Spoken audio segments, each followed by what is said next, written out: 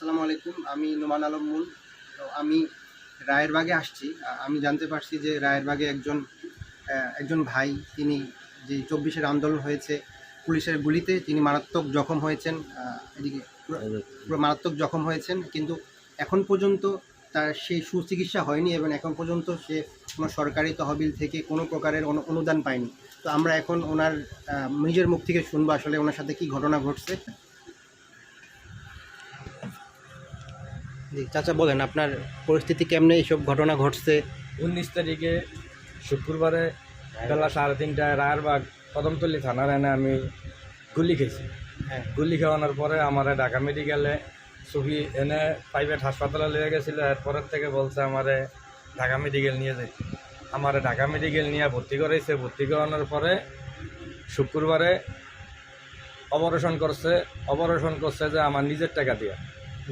সরকারি আমারে কোনো কিছুই দেয় নাই। কয় টাকা গেছে আপনার? আমার হেনে অপারেশনে সব কিছু কিনা এনে পায়ে রড দিছে। রড দেওয়ান পর্যন্ত আমার এনে 14-15 হাজার টাকার মতো খরচ গেছে।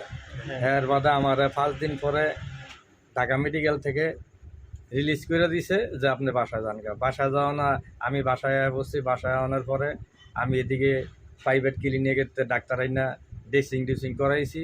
ড্রেসিং করানোর পরে প্রত্যেক বৃহস্পতিবারে আমি ঢাকা মেডিকেল গেছি, আইসি ডাক্তার দেখাইছি, এক্সরে করছে, পরীক্ষা করছে। করানোর পরে আমি যত ওষুধ ছিল আমি সব নিজের টাকা দিয়ে কিনা খাইছি। আমার কিন্তু ঢাকা মেডিকেল থেকে ওষুধ দেয়নি। আচ্ছা, ওই যে বিভিন্ন ধরনের সংগঠন আছে, সামাজিক সংগঠন আছে, আমার তারপরে যেমন বিভিন্ন ধরনের সরকারিভাবে যে আপনার অনেকেই তো টাকা পয়সা পাইছে, আপনি কি 1 টাকাও পান নাই? আমি কোনো টাকা পয়সা পাই নাই। সরকারিভাবে আমি কোনো টাকা পয়সা পাই নাই। সবাই খালি আশ্বাস দিছে, কিন্তু আমি কোনো টাকা পাই নাই। ঢাকা মেডিকেলে আমি 1.5 মাসের উপরে এই আমার খালি ঘুরেছে। লাস্টে আমি সিএমএক্সে গেছি।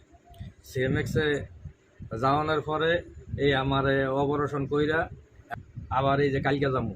আচ্ছা, কালকে যায় সিলাই কাটবে। এর বাদ আবার 1 মাস পরে যাইতে কইছে। তো আপনি কি আন্দোলনে অংশগ্রহণ করতে গিয়েই গুলি খেয়েছেন? আমি আন্দোলনে অংশগ্রহণ করতে যেয়ে গুলি খেয়েছি।